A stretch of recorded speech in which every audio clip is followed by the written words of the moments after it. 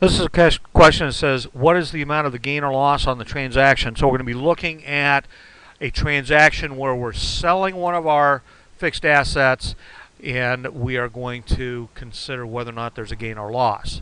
We'll compare what we sold it for, the proceeds, versus what our book value was. All right? On December 31st, Strike Company has decided to trade in one of its batting cages for another one that has a cost of $500,000. The seller of the batting cage is willing to allow a trade-in allowance of $11,000. The initial cost of the old equipment was $215,000, with an accumulated depreciation of $185,000. Depreciation has been taken up to the end of the year. The difference will be paid in cash. So what I have to do is calculate what's the book value. Well, I'm going to take my cost, which was $215,000. I'm going to subtract the accumulated depreciation,